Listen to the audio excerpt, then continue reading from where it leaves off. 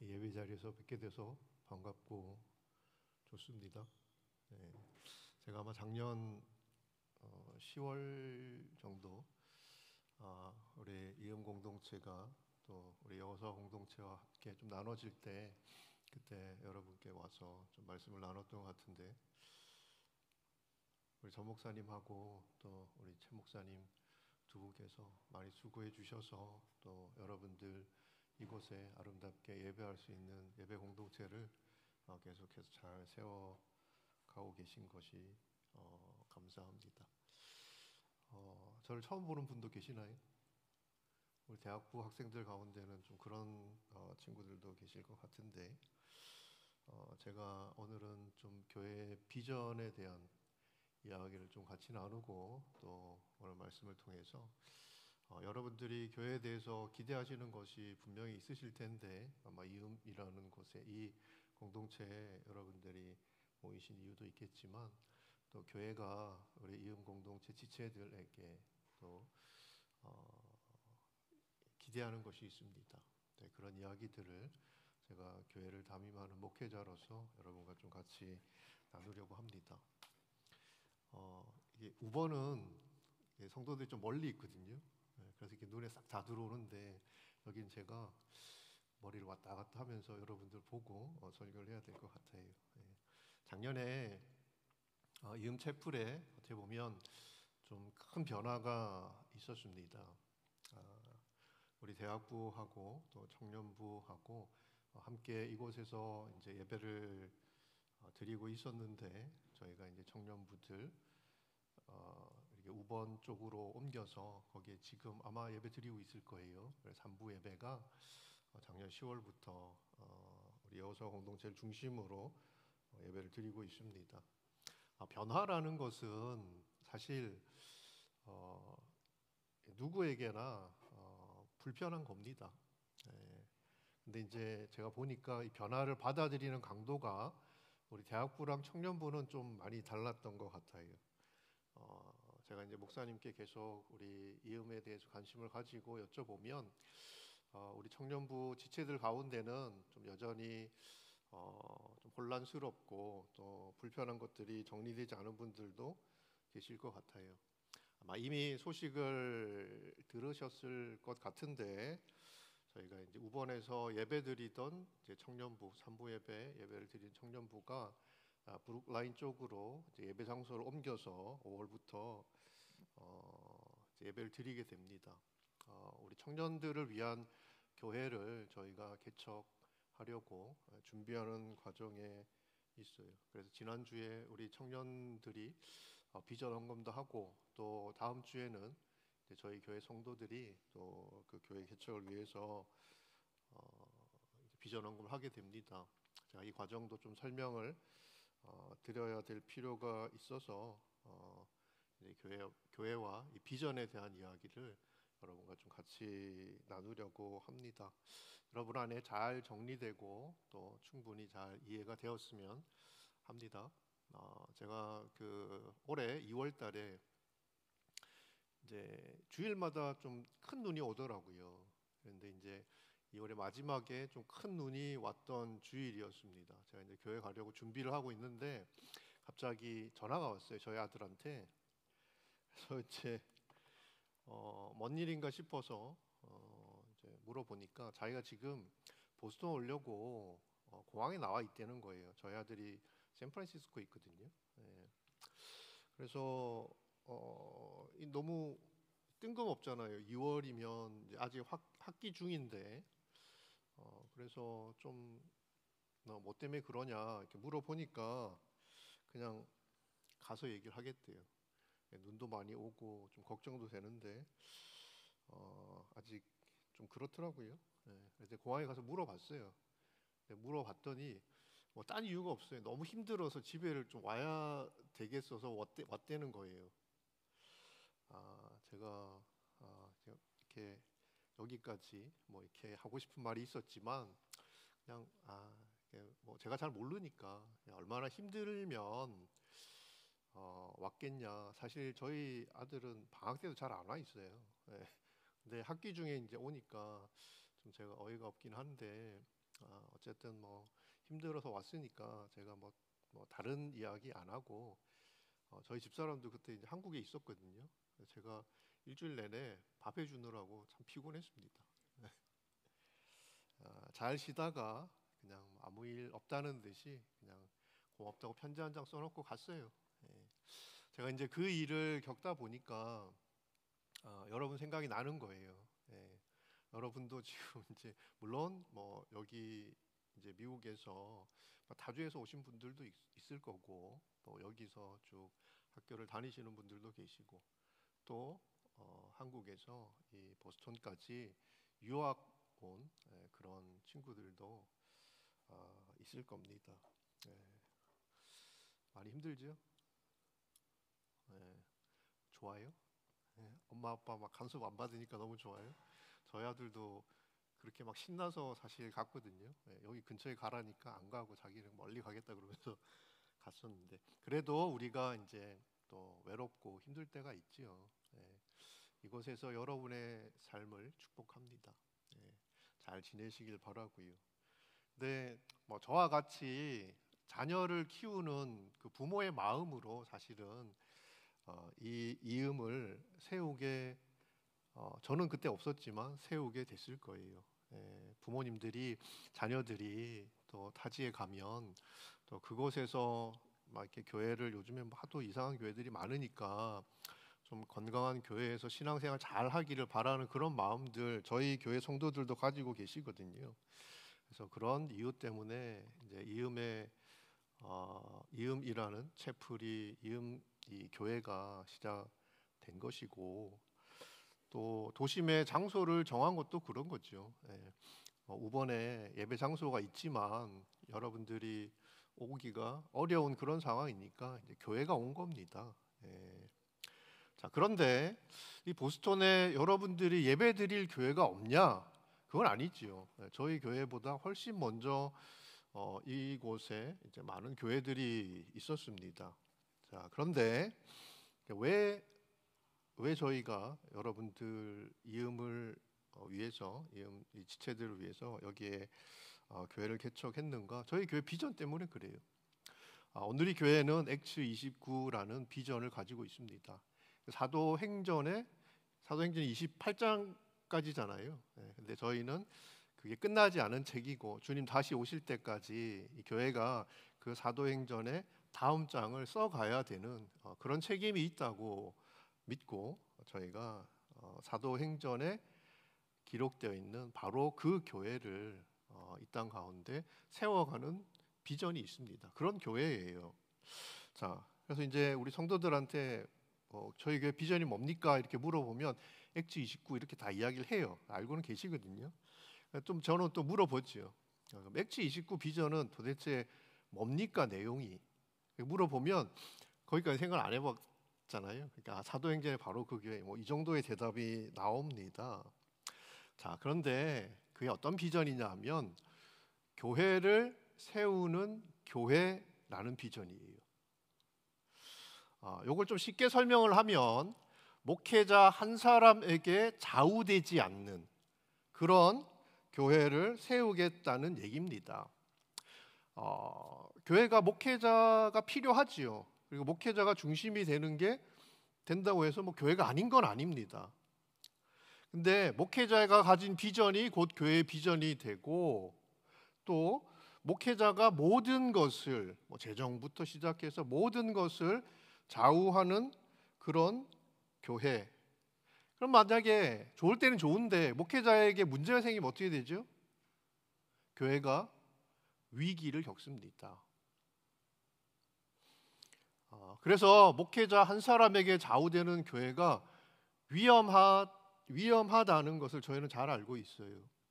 그리고 교회가 목회자가 가지고 있는 것 이상으로 성장할 수 없어요. 목회자의 역량을 넘어갈 수가 없거든요. 그러니까 어떻게 보면 불행한 거죠, 성도들에게. 그래서 목회자가 아니라 오늘이 교회가 필요한 곳에 교회를 세우겠다는 겁니다. 그래서 보스턴에 오늘 비전 교회가 세워진 거고요. 그리고 이음채플, 앞으로 세워질 청년들의 교회, 비전에서 뻗어나온 가지인 거예요. 저희 교회도 그렇고 많은 저희 해외에 한 30개 가까이 되는 비전 교회가 있습니다. 초창기에 이 비전 교회들이 많이 어려움을 겪었어요. 근데 그 이유가 뭐였냐 하면 목회자도 그렇고 성도들도 그렇고 이 교회를 세우는 교회, 목회자 한 사람이 모든 것을 다 결정하고 목회자 한 사람에게 좌우되는 교회를 세우지 않겠다는 교회의 비전을 목회자도 잘 이해를 못했어요. 당연히 성도들도 그렇게 이해를 하지 못했던 거지요. 그래서 어려움을 겪었습니다. 그래서 목회자에게 좌우되지 말라고 저희 교회가 처음부터 목회자들을 보내면 한 2년, 3년 있으면 다시 바꿔요. 계속 이렇게 바꿉니다. 그러니까 교회가 중심이어야 되지 목회자가 중심이 되면 안 되기 때문에. 근데 그러다 보니까 이제 성도들이 계속 불평을 하는 거예요. 좀 친할만 하고 목사님하고 뭐 좀 이렇게 해볼만 하면 자꾸 이렇게 목사님들이 가시니까. 근데 여전히 비전에 대해서, 교회의 비전에 대해서 이곳에 어떤 교회를 세워야 하는지에 대해서 이해하지 못해서 생겼던 그런 어려움인데, 근데 그 어려움들을 지나갔던 과정을 보면 목회자가 떠나면 그 목회자가 없는 공백 때문에 또는 목회자의 문제가 있으면 그 목회자의 문제 때문에 교회가 당연히 어려움을 겪고 문제가 생기는데, 교회가 교회를 세웠기 때문에 그 어려움들을 지나갔던 거예요. 보스턴 온누리 교회도 그랬고 아마 여러분들이 앞으로 이음을 통해서도 경험하게 될 교회는 그런 교회입니다. 작년에 이음과 청년부를 나누게 됐어요.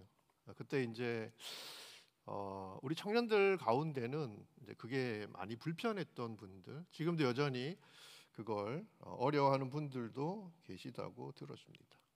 뭐 그 와중에는 또 흩어지고 떠나는 분들도 계시다고 들었어요. 당시에 우리 이음의 지체들은 아니 좋은데 지금 잘 하고 있는데 잘 부흥하고 있는데 왜 이런 결정을 했을까라는 질문을 계속 가지고 계셨던 걸로 알고 있습니다. 그런데 저도 그렇고 저희 교회 리더십들도 그렇고 교회는 위기라고 판단을 했어요. 왜 그랬냐 하면 교회의 비전과 상관없는 성장은 교회를 건강하지 못하게 만듭니다. 그러니까 모래알 같은 거예요.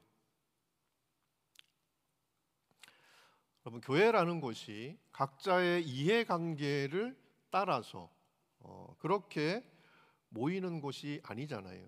교회는 내 이해관계를 따라서 모였다가 그 이해관계가 달라지면 흩어지는 용병을 키우는 곳이 아닙니다. 교회는 여러분들을 사역 기술자로 키우는 곳이 아니에요. 그리스도의 제자로 여러분들을 키워내는 곳이 교회입니다. 근데 교회의 비전, 교회를 세우는 교회라는 그 비전을 담당하고 있는 목회자도 이해를 못하고 있고 또 이음의 공동체 지체들도 잘 이해를 못하고 있더라고요. 자, 그래서 그걸 저희가 이제 본인들 잘 모르죠. 근데 저는 여러 비전 교회를 겪으면서 그런 일들이 어떤 결과를 가져오는지를 많이 봤어요. 좋을 때는 좋은데 그 이해관계가 부딪힐 때 공동체가 어떻게 깨어지는지를 제가 많은 비전 교회를 통해서 보고 또 그런 교회를 가서 그 교회를 다시 회복하는 일들을 많이 했어요. 여러분, 이음을 나눈 뒤에 나타난 결과가 뭡니까? 저는 위기였던 게 맞다는 것을 보여줬다고 생각합니다. 저희가 판단한 게 틀리지 않았다는 거죠. 온누리 교회에 출석하는 성도들 가운데는 내가 교회에 출석해서 예배를 드리니까 자기는 온누리 교회 성도라고 생각을 하세요. 근데 교회는 좀 생각이 달라요. 우리 교회 예배에 나와서 또 우리 교회 어떤 사역들을 하고 있다고 해서 그분이 온누리 교회의 성도냐? 저희는 그렇게 생각하지 않습니다. 교회의 비전을 내 비전으로 가지고 온누리 교회가 내 교회여야 되고, 온누리 교회에서 여러분들에게 부탁하는 양육의 과정이나 또 교회 안에서 여러분들이 순모임을 하고 또 함께 기도하고 함께 사역하고 선교하고, 그래서 그런 과정을 통해서 이 교회가 내 교회가 되어야 되는 거예요. 근데 그게 없으면, 이런 일들이 생기면 흩어지는 거예요. 그리고 이음의 비전은 유학생들입니다. 청년들이 아무리 많이 모인다고 해도 여러분 비전이 달라지진 않아요. 비전이라는 것은 상황이 달라진다고 해서 바뀔 수 없는 거거든요. 비전을 따라서 상황을 만들어가는 거지, 여러 가지 변화되는 그런 상황들이 비전을 바꾸게 되면 교회는 건강해지지 않습니다. 좋은데 교회 공동체를 흔들었다라고 불평을 하겠지만 청년들이 쫓아갈 자기의 비전이 없어요. 이음의 비전은 대학생들이거든요. 유학생들이거든요. 근데 이곳에서 예배하는 청년들은 쫓아갈 비전이 없고, 그런 상황의 변화 때문에 이음은 비전과 정체성의 문제가 생겼습니다. 당연히 위기지요. 그런 교회가, 그런 공동체가 좋다고 이야기를 하는데 누구에게 좋은 거냐는 거지요. 주님께서 기뻐하시는 모습이 아니었다고 생각합니다. 그냥 가만히 내비두면 특별히 문제가 없을 수가 있어요. 그런데 이음은 이음의 비전을 따라서, 청년들은 청년들의 비전을 따라서 함께 교회를 세워가는 것이 맞는 겁니다. 그래서 그렇게 결정을 했던 것이고, 또 그러면 그때 도심에 다른 곳에다가 그럼 청년들을 위한 예배 장소를 구하지 않고 왜 우번으로 옮겼다가 또 지금 다시 도심으로 내려가게 하느냐, 그렇게 질문도 하겠죠. 청년 공동체는 이음과 성인을 연결하는 다리와 같아요. 청년 공동체는 이음의 미래이고 교회는 청년 공동체의 미래입니다.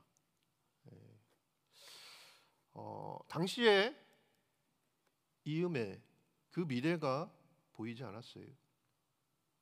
그래서 우번에 담을 필요가 있었고, 저희가 지금 교회를 이전해 가는 과정인 건 잘 아시죠?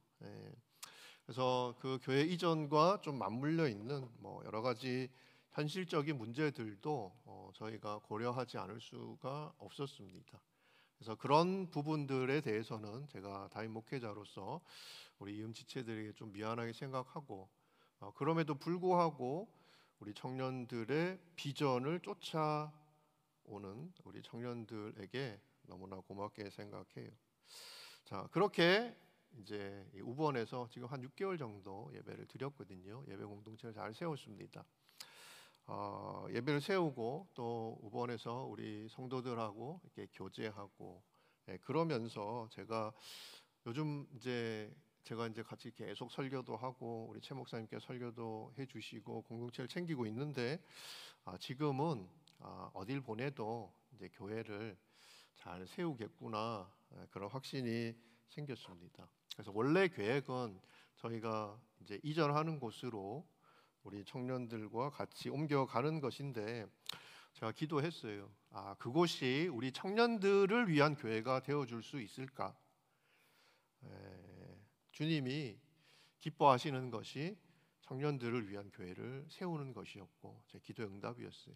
그리고 교회와 또 우리 리더십들이 주님의 뜻에 합당하다고 마음을 모아 주셨습니다. 사실 교회 입장에서는 지금 이전하는 것도 되게 버거워요.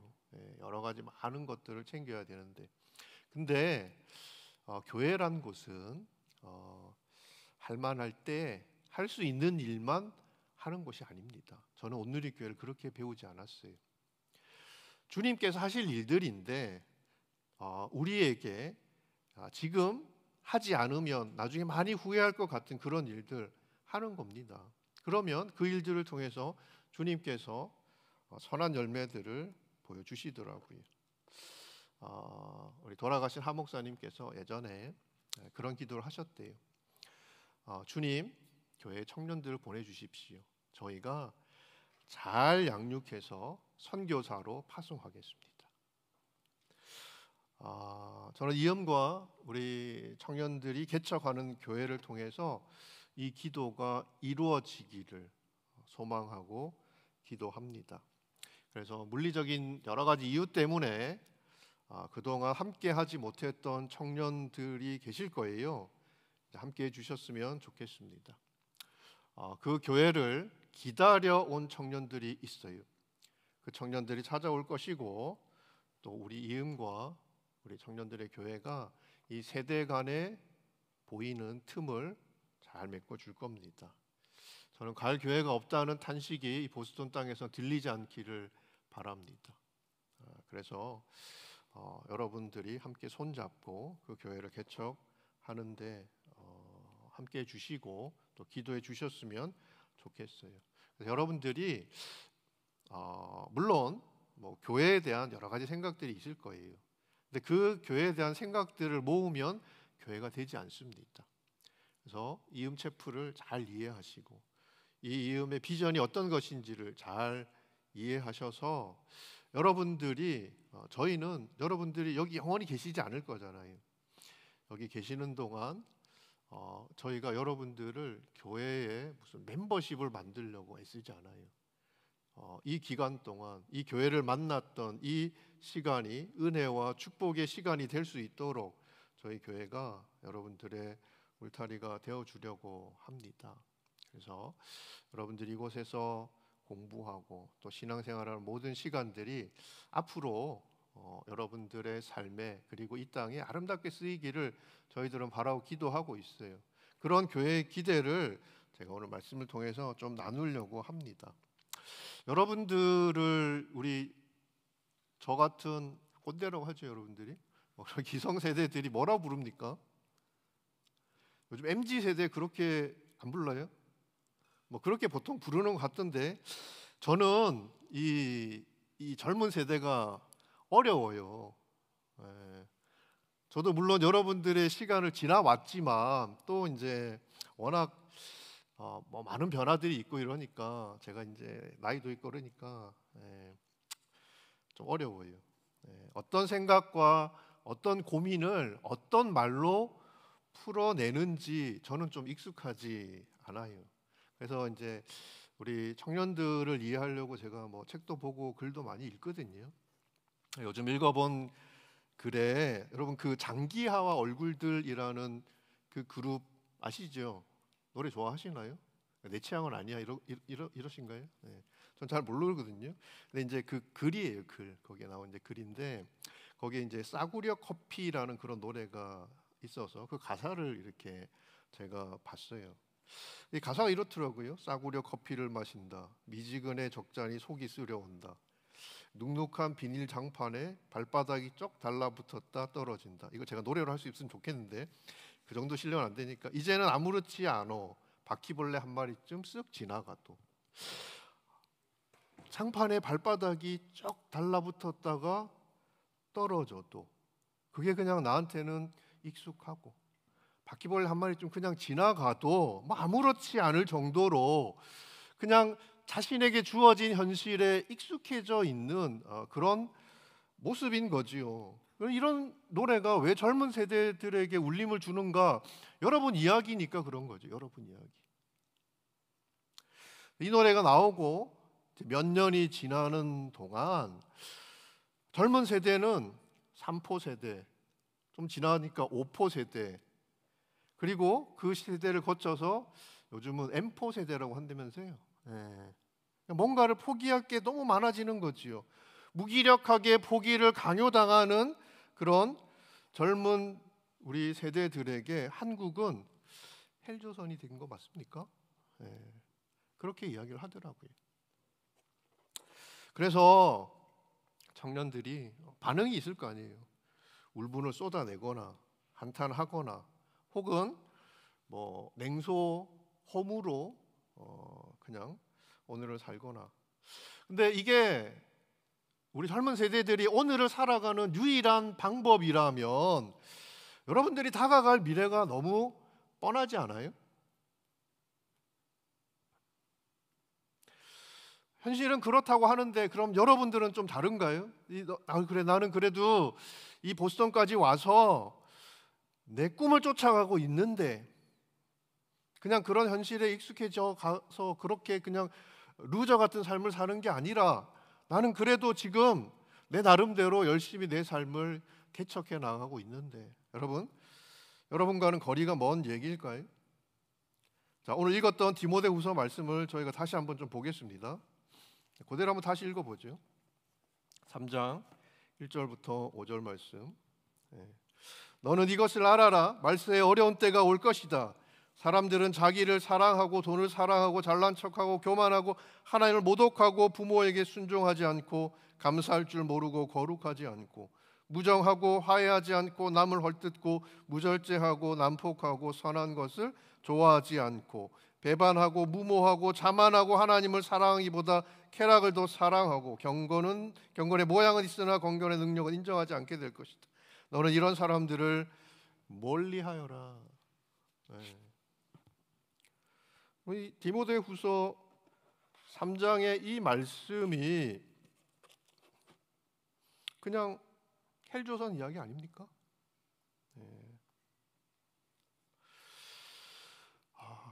바울이 마치 오늘의 현실을, 여러분들이 살아가고 있는 오늘의 현실을 보고 적은 것 같아요. 왜 우리가 이런 지옥을 살아야 됩니까? 제가 오늘 저희가 지금 이제 우번에서는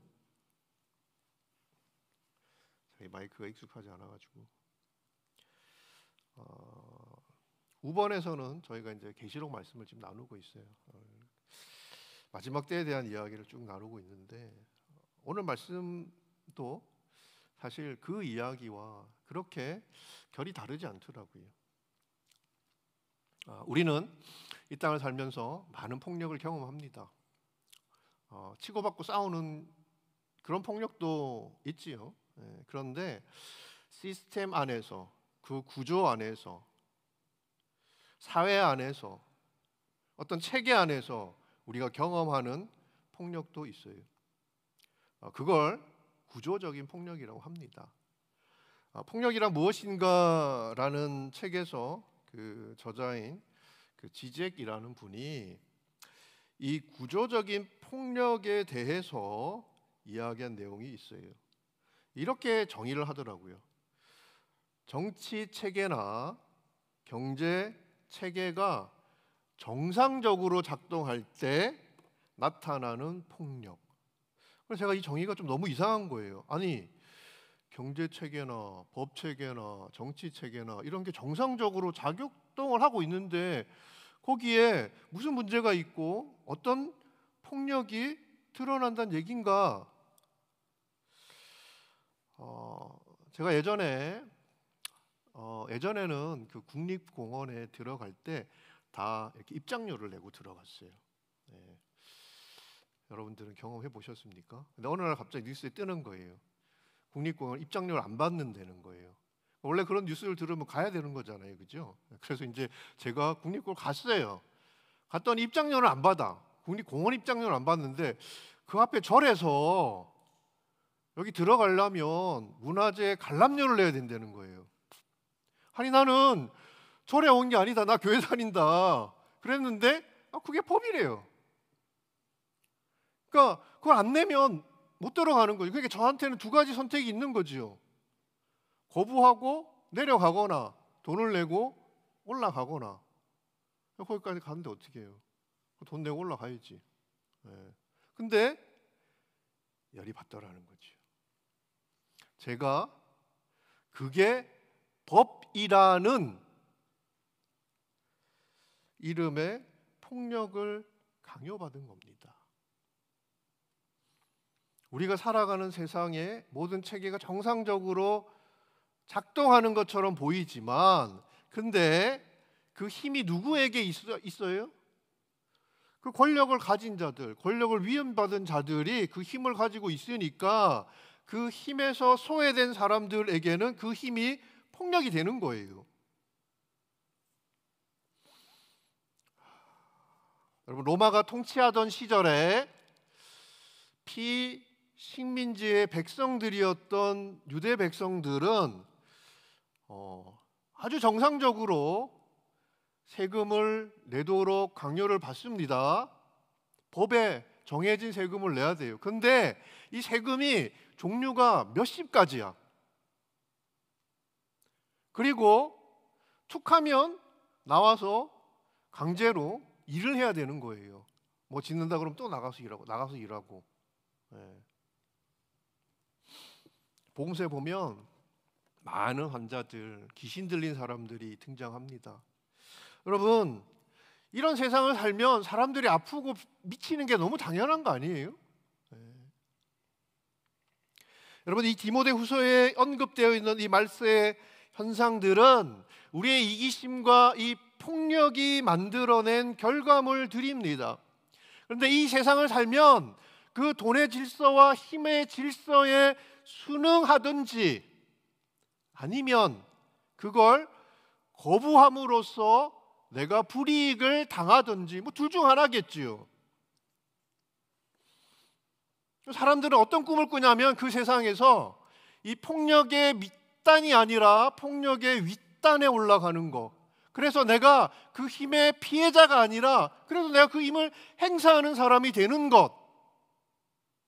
그게 꿈의 전부지요. 제가 여러분들은 이 막막한 현실과 아무 상관없이 여기서 여러분들이 쫓아가고 있는 것, 여러분들이 꿈꾸는 세상, 이것과 상관없냐고 제가 여쭤봤잖아요. 상관없어요?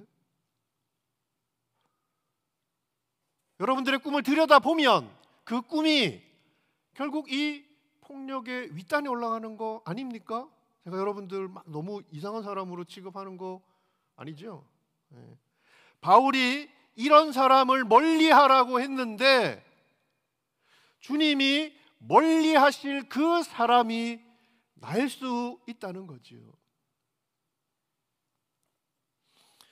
여러분, 이런 세상에 갈릴리에서 나사렛 출신의 예수라는 사람이 등장을 합니다.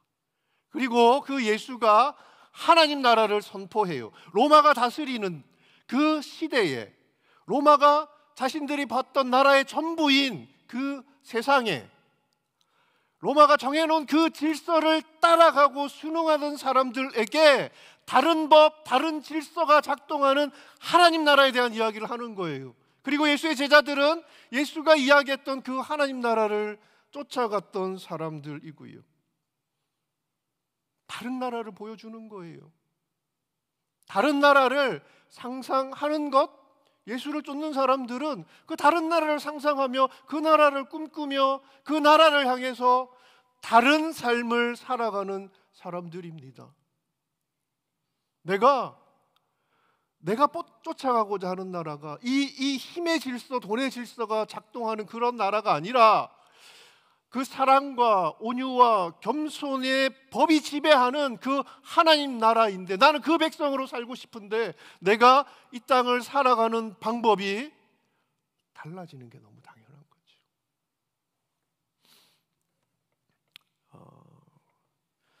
누가 하늘을 보았다 하는가라는 시가 있습니다. 신동엽이라는 시인, 개그맨 아니에요. 시인인데 그 시인이 쓴 시에 이런 구절이 나옵니다.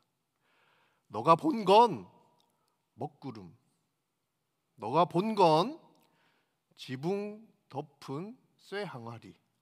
이게 무슨 얘기냐 하면 네가 먹구름과 쇠 항아리를 하늘로 알고 살았다는 얘기예요. 자기는 하늘을 봤다고 생각해요. 근데 그게 진짜 하늘이 아니고 그 하늘을 덮고 있는 먹구름, 쇠 항아리, 그것만 늘 보고 살았던 거예요. 여러분, 그런 삶을 살아온 사람이 다른 세상을 상상할 수 있겠습니까? 진짜 하늘을 보지 못한 사람이 다른 나라를 향해 걸어갈 수 있겠습니까? 머리를 덮고 있는 그 새 항아리를 찢고 그 먹구름을 걷어낸 사람만이, 그래서 진짜 하늘을 본 사람만이 야, 이렇게 살면 안 되지 라고 생각하고 그 생각을 쫓아서 하늘의 질서를 따라 살아가는 거지요. 여러분, 전도서 7장 말씀을 제가 읽어드릴게요. 전도서 7장 2절. 초상집에 가는 것이 잔치집에 가는 것보다 나으니라. 모든 사람의 끝이 이와 같이 됨이라. 산자는 이것을 그의 마음에 둘지어다. 뭘 마음에 두라는 거예요? 끝을 마음에 두라는 거죠. 끝을 마음에 두라는 얘기입니다. 여러분, 우리는 이 땅을 살면서 이거냐 저거냐 이런 선택 장애를 겪을 때가 있어요. 야, 이걸 가야 돼, 저걸 가야 돼. 심지어 중국집에 가서도 짬뽕이냐 짜장면, 이걸 늘 고민하잖아요. 근데 이게 인생의 진로를 놓고 생각한다고 생각해 보세요. 이렇게 가야 되는 게 맞나? 저 길로 가야 되는 게 맞나? 계속 공부를 해야 되나? 아니면 일을 하는 게 맞나? 늘 그런 고민들, 여러분들에게 지금 당면에 있는 그런 고민들이라고 생각해요. 여러분, 왜 우리가 그런 고민을 하냐면 끝을 몰라서 그래요. 끝을 몰라서. 내가 이 선택을 해서 이 선택이 나를 데려다 주는 끝에 뭐가 있는지를 모르니까 고민이 되는 거예요. 여러분, 그 끝을 알면 반드시 옳은 선택을 한다는 보장은 없지만 우리의 선택이 조금 쉬워지지 않겠어요?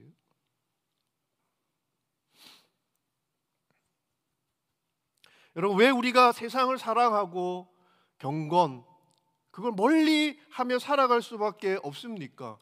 다가올 세상을 못 본 거지요.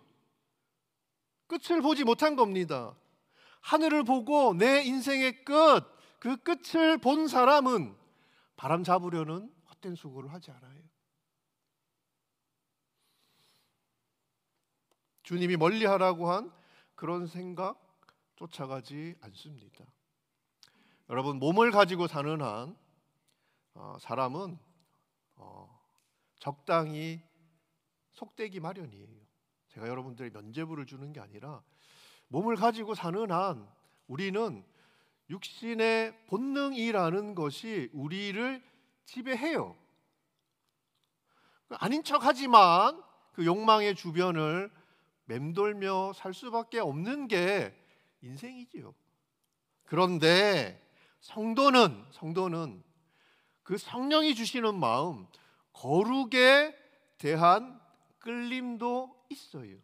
그래서 이 갈라디아서 말씀을 보면 너희 안에 두 마음이 있지 않냐. 그 마음이 늘 싸워서 야, 내가 진짜 원래 예수 안 믿었으면 그냥 고민 없이 그냥 선택했을 그것을 자꾸 하려니까 옆에 자꾸 성령이 훅훅 찌르는 거야. 그럼 안 되지. 너는 다른 나라 사람인데 이 세상 사람의 법을 따라서 그렇게 살면 안 되지. 끌어가잖아요. 그러니까 우리는 나를 잡아당기는 그 두 힘 사이에서 살아갈 수밖에 없어요. 믿는 자들은, 믿지 않으면 그런 고민이 없겠지만 믿고 나서는 낙장불입이지 뭐. 이미 예수 안에 들어온 사람은 이 두 마음의 싸움 가운데서 그냥 어디로 끌려가느냐, 그런 삶을 계속 살게 됩니다. 이 디모데 후서가 보여주는 세상 속에서 욕망의 문법을 따라가지 않고 예수가 보여준 다른 세상, 그 하나님 나라의 꿈에 사로잡혀 살아가는 성령 충만한 하나님의 사람들이기를 축복합니다. 제가 지금 이제 계시록 말씀 나누고 있는데 요한이 이제 환상 가운데 하늘로 올라가서 이제 하나님 나라를 봐요. 예수가 선포했던 그 하나님 나라를 본 거예요. 그리고 앞으로 당장 되어질 일들이 어떤 일들인지 봅니다. 끝을 봤지요. 끝을 봤으니까 요한은 아마 평생 끝을 품고 살았을 거예요. 마음에 두고 살았을 거예요. 그래서 분명히 내 욕망도 충동질하고 세상도 우리의 눈을 끌어가려고 그렇게 애를 쓰지만 이 끝을 품고 살아갔던 사람은 결국은 그 끝을 향해 갑니다. 요한이 봤던 끝이 뭔지 아세요?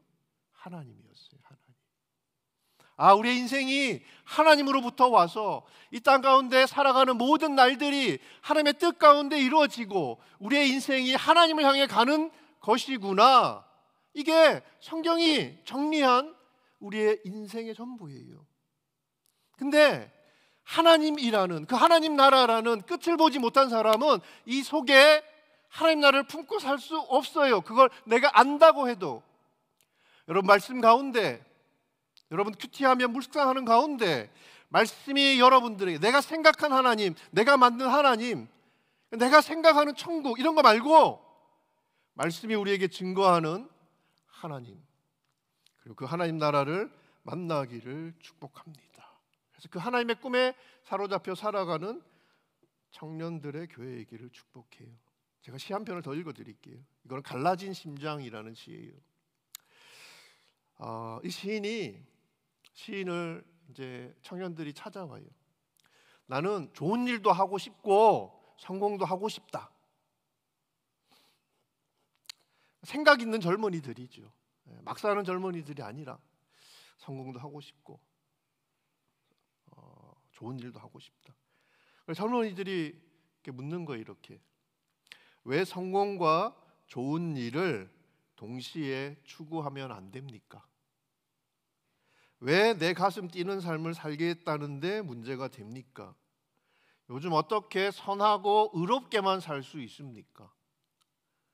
경쟁력도 없고 힘도 없으면 무엇으로 세상을 바꿉니까? 시인이 이렇게 대답을 해줘요. 씨알은 처음부터 두 쪽이 아니라고. 인간의 심장은 두 개가 아니라고. 처음부터 갈라진 씨알은 이미 죽은 씨알이라고. 처음부터 갈라진 심장은 이미 죽은 젊음이라고. 젊은 날에 두 개의 길은 없다. 여러분, 세상과 하나님 나라에 한쪽씩 발을 걸치고 갈라진 심장으로 살아갈 수 있다고 우리는 착각합니다. 그런 건 없다는 거예요. 예수의 심장이 뛰는 청년은 예수를 따라서 예수가 보여준 그 다른 세상을 향해 기쁨으로 살아가게 됩니다. 길을 찾는 젊은이들에게 손을 내밀고 그 손을 잡고 그 길을 함께 가겠지요. 저는 EM채플이 그리고 이제 5월에 곧 저희들이 준비하고 아마 4월 말부터 이제 준비해서 모임을 할 거예요. 그 청년들의 교회. 제가 우리 청년들한테 이름을 좀 지어보라고 그랬거든요. 그러니까 이름을 너무 못 지어. 그래서 이 청년들이 내가 생각하는 것처럼 그렇게 여러분이 이렇게 아까 뛰는 걸 보고 제가 너무 기뻤거든요. 물론 저는 앉아 있었죠. 저는 1, 2부 예배를 다 드리고 와가지고 너무 힘든데 여러분들이 막 이렇게 가슴 두근거리면서 이 예배 안에서 뛰는 것을 보면 너무너무 기뻤어요. 예. 근데 이 생각은 좀 굳어 있는 것 같아요. 그래서 이제 이상한 이름들 자꾸 가져오길래 제가 그랬어요. 이음이라는 이름 너무 좋잖아요, 그죠? 네. 좋아하십니까? 여러분 마음에 꼭 담고 가세요. 여러분들이 세대를 잇는 또 중요한 조각이어야 합니다. 그래서 이제 근데 제가 내가 생각한 건 그런 이름이 아니었거든. 그래서 내가 이름 하나 줬어요. 봄봄채플 이렇게 지어라 그랬어요. 청년들이 기절을 하더라고요. 그게 뭐냐고. 설명을 해줬지요. 너희가 봄의 계절을 사는 사람들이고, 그리고 비전을 봐야 되는 사람들이다. 비전을 쫓아가야 되는 사람들이다.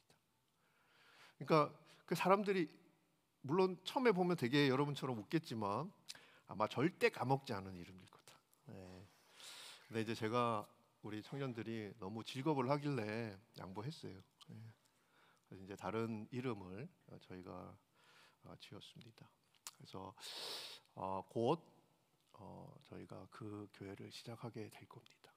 여러분, 어떤 자리에 있든 여러분들이 하나님 나라의 청년들로서 여러분들의 몫을 잘 감당해 내셔야 해요. 교회는 당연히 여러분들을 응원할 것이고, 또 교회는 여러분들의 울타리가 되어줄 것이고, 여러분들이 저 위에서 교회 다녀주고 목회자 위에서 교회 다녀주는 거 아니에요. 교회가 여러분들에게 필요한 텃밭, 모판, 플랫폼이 돼줄 겁니다. 그래서 여러분들이 이곳에서 정말 마음껏 하나님을 예배하고, 그리고 하나님 안에서 여러분들에게 주신 꿈을 가지고 기쁨으로 평생 살아가는 우리 청년들이기를 축복합니다. 자, 기도하겠습니다. 하나님 아버지, 감사